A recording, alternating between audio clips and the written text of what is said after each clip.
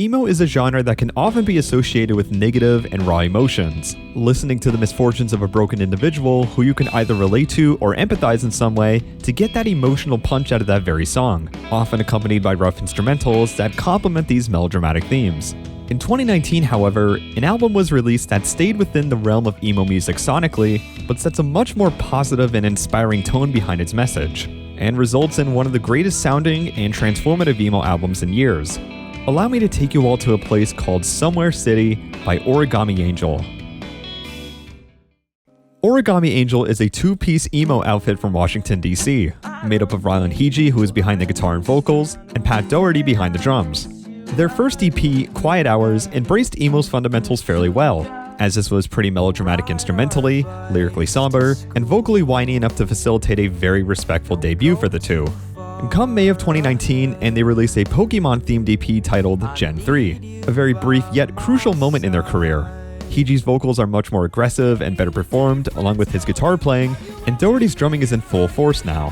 There's even moments of post-hardcore with Hiji screaming at the end of XD Gale of Darkness.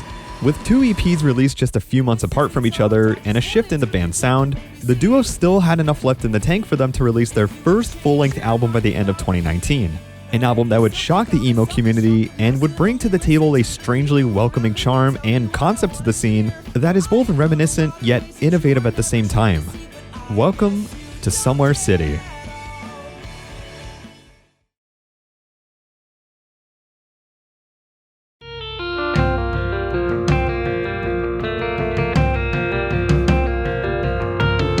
The intro track, Welcome To, gives you an immediate picture of what Somewhere is. It's a place of bliss and happiness where anyone can go to for those who need it, as there will be plenty of people you're comfortable around, and any place that you desire will be right there. As long as you follow the right path, there's nothing to worry about. Hiji's vocals sound fantastic right off the bat. There's also these punchy guitars and blaring drums that all set the stage for the rest of the album, as these are very central themes you can expect musically for the next 9 tracks.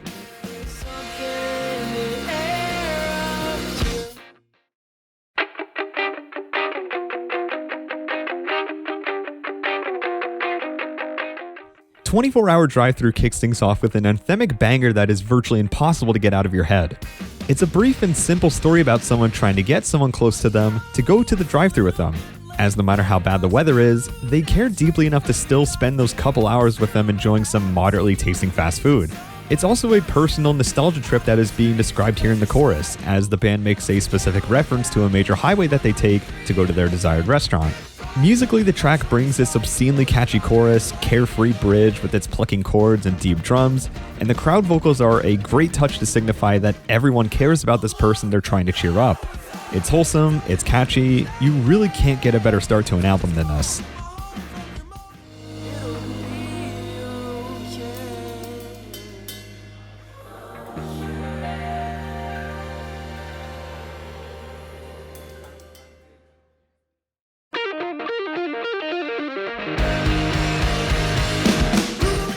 "666 Flags" describes the mind of someone who has the ambitions of accomplishing extremely high goals, like building a band-themed theme park with fancy sponsors, but the next set of lines describes the more pessimistic side of this person, wondering how much medication it will take to provide them a better sense of clarity and motivation to pursue their ambitious dreams.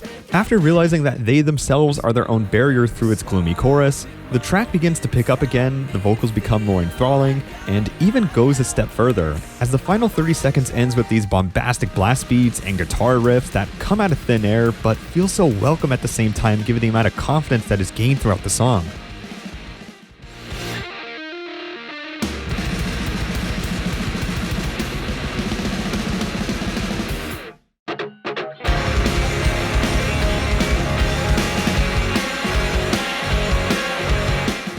Dr. Whomst rides off the momentum of 666 Flags and brings even more nostalgic themes, but capitalizes far more on the blissfulness felt on 24-hour drive-thru. The scenario they use to describe this is through watching Danny Phantom while eating Happy Meals on Nickelodeon, very youthful activities from the 2000s. Afterwards, this spurs perhaps the most catchy chorus in the entire album, where Hiji's vocals soar in all sorts of directions. The swingy nature of the song also puts forth the innocence of this track to another level, so you're never not smiling at any point in time here. There's just such a great degree of liberation and charm shown, and the person speaking in the song seems like they've finally found their place in somewhere, But the halfway point takes us a step back to a more unfortunate time in this person's life, as at one point, they weren't always at somewhere. Don't you think you should rephrase that? I can feel the disdain in your eyes. Say Less briefly brings the listener back to a time where the protagonist focuses at one of the lower points in their life, where their bully's ego is constantly questioned and faced head-on. They want to confront this person for making them feel so awful all the time through what seems like waves of petty, insufferable drama, and they like to say exactly what's on their mind to them too, but ultimately they never follow through since this isn't in their person's character to do so, despite the immense temptation. From the extremely punchy guitars in the intro to Hiji's amazing vocal melodies throughout, this track hits in all the right places and is a very simple and effective example at relating to victims of bullying who are too afraid to express themselves and confront the very person that's been bothering them.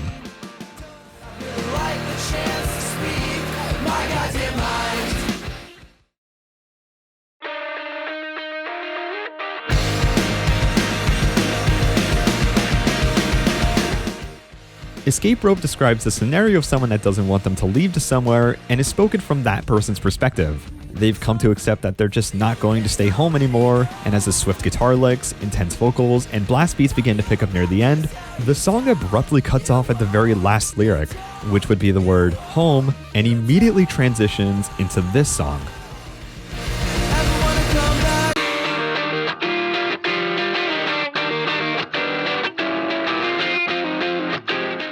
The title track is a complete 180 and is back in the perspective of the protagonist now. The joyous riffs and infectiously cheerful melodies play amazingly behind the lyrics trying to convince their loved one to come with them to Somewhere City, bringing up similar themes to what we've heard in the intro track. Between this and Escape Room, this is perhaps a conversation between these two people, Escape Room being through the perspective of the loved one, and the title track being spoken through the main person at hand we've heard throughout the album. Doherty's drumming is very tasteful near the end, and Hiji's vocals still continue to show all levels of versatility and quality.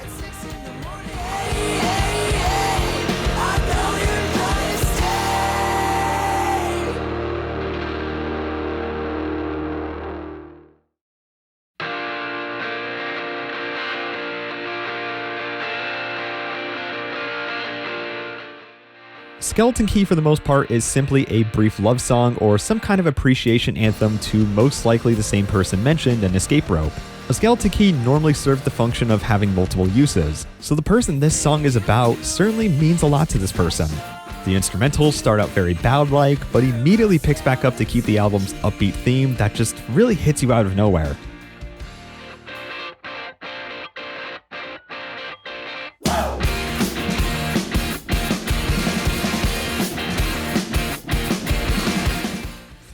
The whiny vocals at the end bring it all home to further commit to their appreciation towards this person too.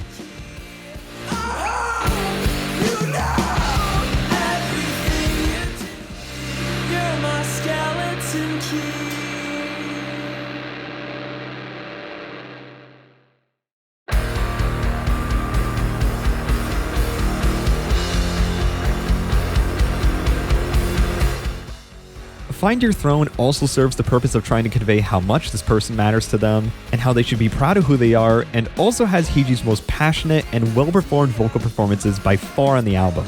Tons of varying melodies with these pop-punk infused instrumentals set the stage for the second half. The amount of love and care the protagonist has for this person is so prominent throughout this song alone, and the build-up to Hiji's raspy and outright raw vocals is truly one of the most unforgettable moments here.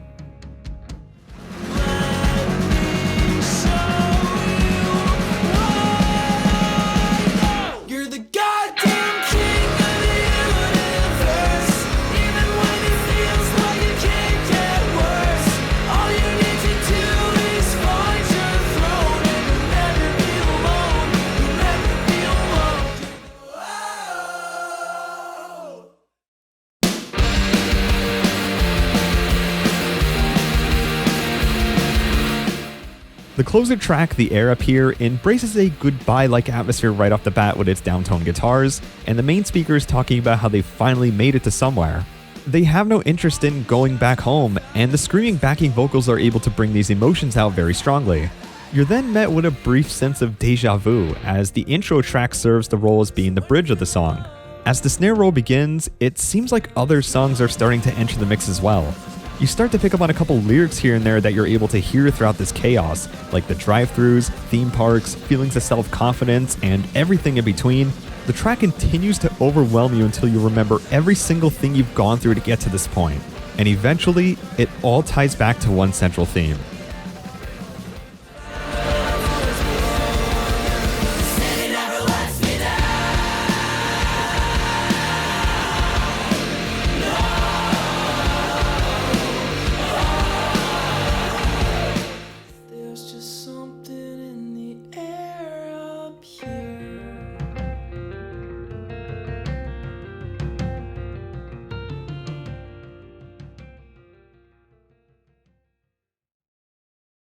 Somewhere City is not a super technically sounding or written album. It's an album that takes the approach of describing the place of a world that everyone should be able to access. A place of acceptance and expression that the duo holds very dear to them philosophically. The very punchy, carefree instrumentals, memorable, well-performed vocal melodies, and effectively simple and youthful lyrics bring out the best in this duo to put out one of the best emo albums in years. No matter what position you're in, just know that you'll eventually find your throne, somehow, somewhere. Thanks for watching. Big thank you to my patrons for supporting the channel, and hey, if you'd like to support the channel for more videos, be sure to drop over to my Patreon, and drop a sub here while you're at it. I'll see you on whatever video I upload next, and take care. 'Cause you said you'd be there.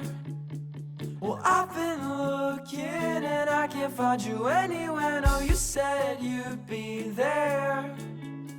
Well, I've been looking and I can't find you anywhere.